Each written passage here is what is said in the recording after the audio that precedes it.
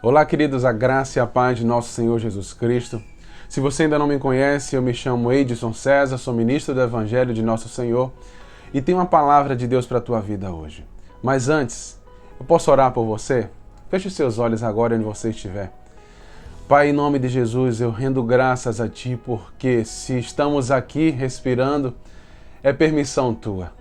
Só o Senhor é o dono da vida, somente o Senhor pode tirar de nós o fôlego de vida. E se estamos aqui mais um dia, é porque o Senhor tem algo poderoso para fazer através de nós e em nós primeiro. Por isso, nessa hora, eu te peço perdão pelos nossos pecados, pelos nossos erros, e que a Tua palavra encontre um lugar seguro em cada coração que está me ouvindo agora. Que a Tua palavra traga transformação de vida. Que essas pessoas que estão me ouvindo agora, por meio da Tua palavra, que elas possam ser resgatadas e tiradas de um lugar de lamaçal e que o Senhor possa colocá-las num lugar seguro, numa rocha, que é o Senhor mesmo. Assim eu te peço e te agradeço em nome de Jesus. Amém e amém. A reflexão de hoje está baseada no Evangelho de Marcos. Marcos, ele narra os primeiros milagres que Jesus faz. E a maneira como Marcos expressa a primeira multiplicação dos pães e dos peixes, para mim, é de muita importância. Porque não é apenas uma multiplicação, é o que leva Jesus a realizar um grande milagre. E esse é o mistério da nossa vida. Muitas vezes queremos viver um grande milagre, mas o que nos leva a viver esse grande milagre? E nesse ponto, Marcos vai contar que o desejo dos discípulos era alimentar uma multidão.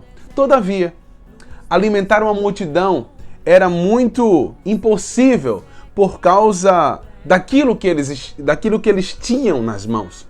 É muito fácil você ajudar alguém quando você tem recursos para isso.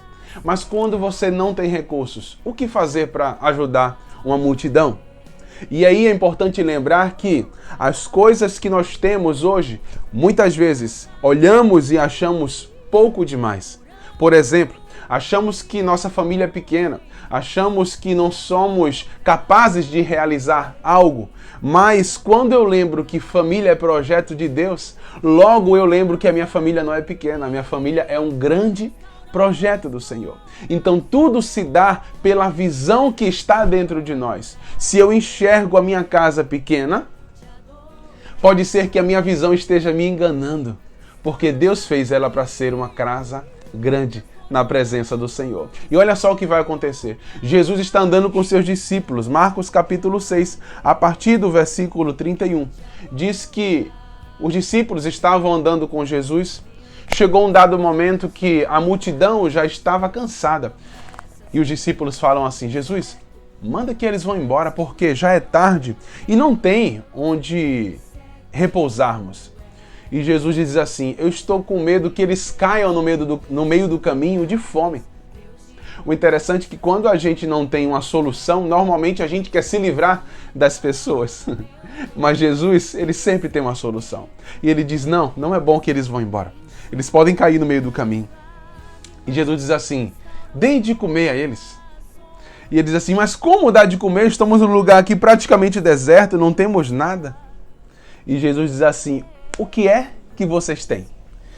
Versículo 31, ele vai dizer: deem de comer a essa gente.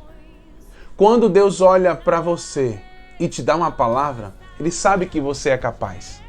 Ele sabe que você consegue realizar. Todavia, você só irá conseguir realizar uma palavra de Deus na tua vida se a tua visão estiver alinhada à visão dele. Se os nossos olhos estiverem alinhados apenas às coisas desse mundo, impossível será de realizar a palavra dele em nossa vida. Porque não há como viver e adorar um Deus sobrenatural de maneira natural. O que Jesus estava dizendo para os discípulos? Eu sei que vocês não têm recurso suficiente e a multidão é grande, mas o que vocês vão fazer diante disso? Jesus estava treinando os discípulos. E aí alguém chega para Jesus e diz assim: olha, nós temos apenas 5 pães e 2 peixes. Então Jesus lhes ordenou que sentassem todos na grama e foi dividindo por grupos.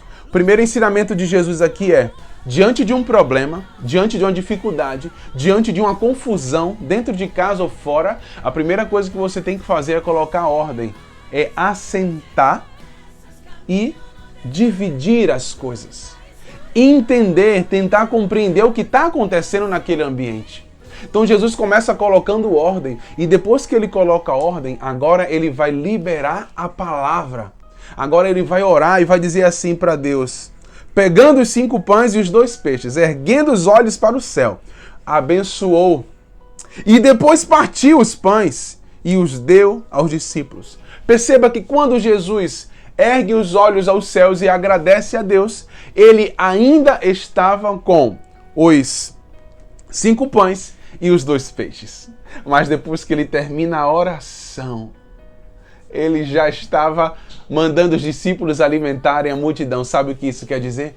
Muitas vezes você vai diante de Deus fraco, sem nada, só com 5 pães e 2 peixinhos. Mas à medida que você ora, você vai se fortalecendo. À medida que você se entrega para Deus, ele vai te agigantando. E quando você sai daquele momento de adoração, de oração, de entrega ao Senhor, você sai preparado, você sai forte para vencer o inimigo. E isso que Jesus está dizendo: não importa o que tem nas tuas mãos, apresenta para Deus.